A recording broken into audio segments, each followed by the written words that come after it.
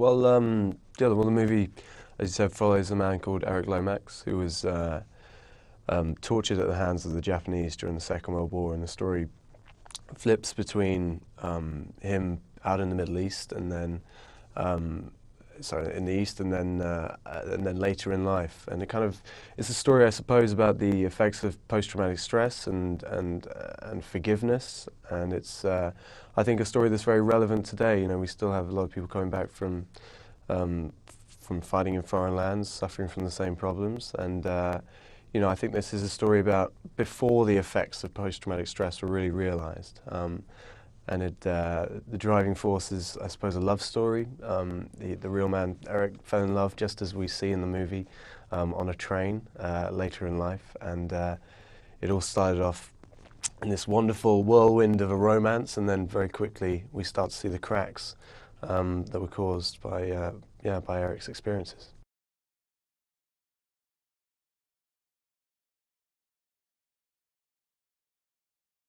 Well, I mean, you know, what was very important to me in this was that we did the story justice, because this isn't a story that was just created by a writer in his bedroom one day. We're dealing with real people, and myself and Colin got to know the real man that we're playing and his family, and you know, that meant there was a huge weight of responsibility, I suppose. So, you know, I'll be careful about saying, you know, actors suffering for roles, because, you know, at the end of the day, we go home, we go back to a nice hotel room. It's, you know. But yeah, you know, lost a lot of weight for the role. Lost about 35 pounds or so, and you know, that's not easy. You know, I mean, in terms of how I did that, ultimately it's just through not eating very much. But you know, and there was other stuff. I mean, like, we had to shoot some waterboarding sequences, and I was quite keen that I really didn't want that to be me just imagining things. I wanted that to be as real as possible. Yes, I mean, well, here's the thing. I could stop at any time, and that's the real torture, is not being able to stop it. But you know, there's one shot in the movie where we let it carry on just a second too long, and you have this one real flash of realism, and I think that's so important to the film.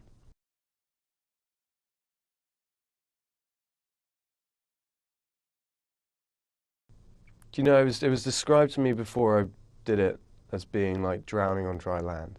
Um, I think the reality of that is 100 times worse. I think, you know, you hear about people only being able to last 8 seconds, and you think, what could possibly be so awful that you could only last 8 seconds?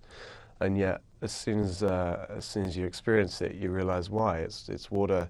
You're not just being held underwater. You're having water forced into you. It's being forced into your mouth, lungs, stomach. The men's stomachs would visibly swell with water, and then they'd be stamped on. I mean, it's one of the most I think it's one of the most disgusting things you can do to a person. Yeah.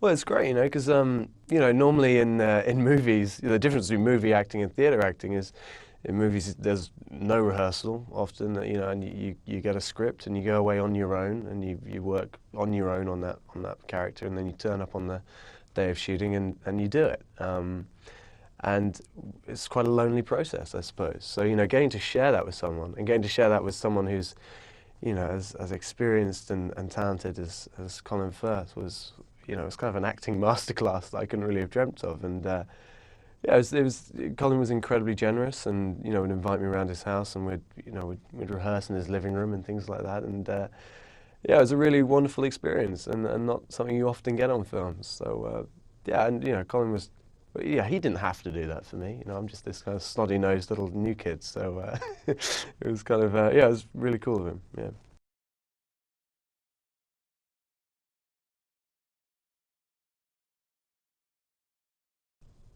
I mean, the only word I can really use is very humbling. You know, I think, you know, when you meet a lot of people in you know, the movie industry and entertainment industries, you know, you hear the word extraordinary being, you know, kind of bandied around a lot, and then you meet someone who really is genuinely extraordinary.